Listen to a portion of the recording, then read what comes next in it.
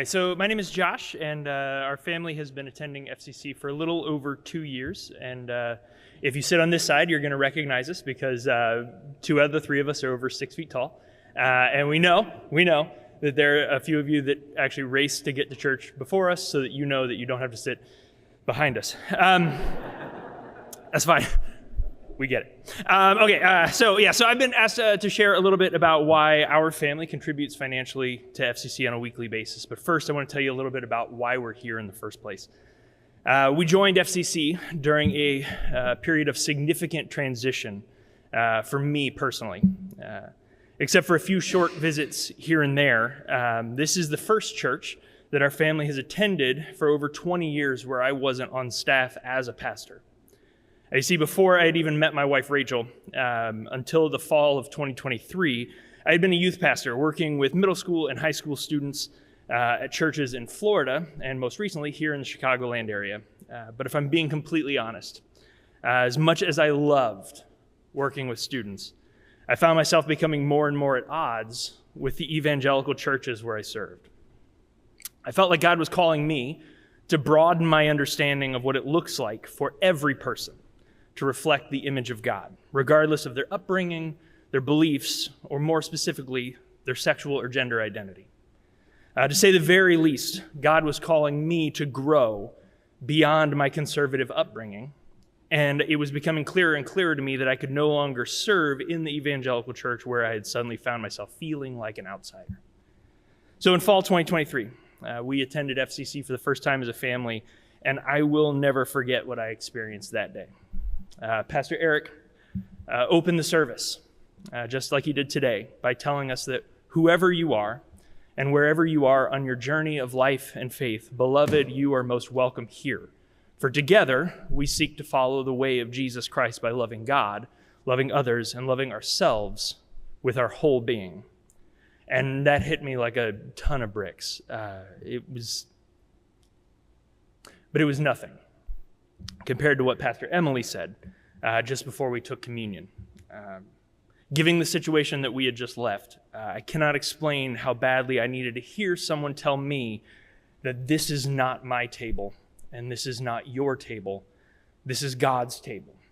And beloved, no matter who you are or what weight you carried with you into this room, this table is open to you, for it is open to all. It has been a long process. But that day began a time of healing for me that has included seeing our son sing in the choir. You guys rock. That was great. I would think that even if he wasn't in it, just to be clear. But he is, and you noticed because he's the tall one.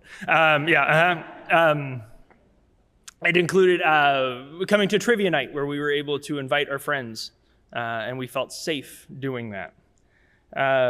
It included serving in both the Crystal Lake and the Woodstock Pride events, where we were able to have conversations with members of the queer community, many of whom have been estranged from their own families and their own communities of faith, where we were able to simply let them know that they are loved. It included attending Bible study that celebrates questions without presuming to actually have an answer to every question.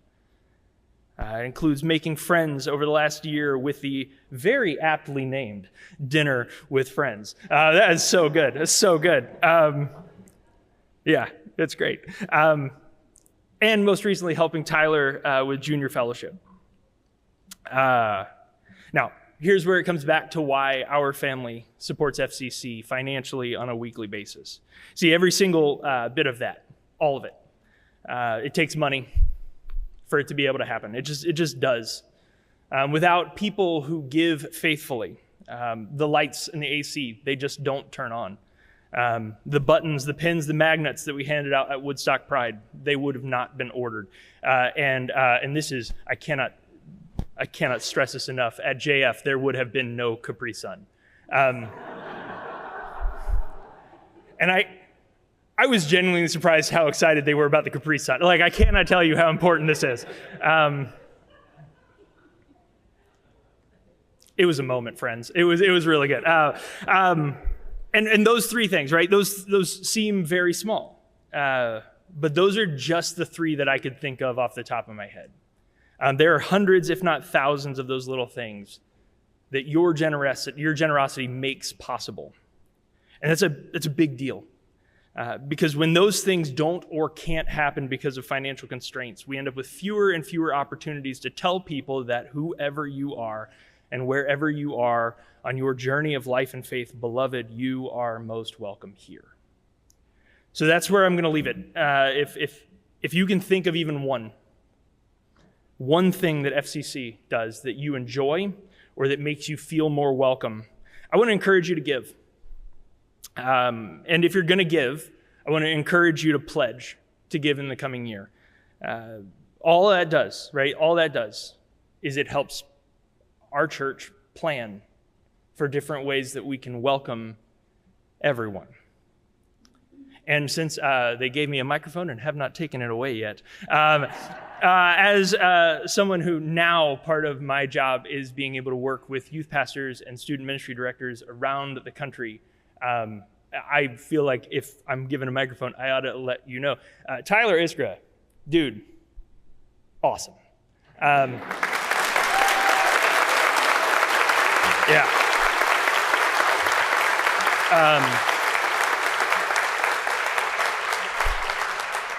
We are incredibly blessed to have someone who cares so deeply for our kids and students.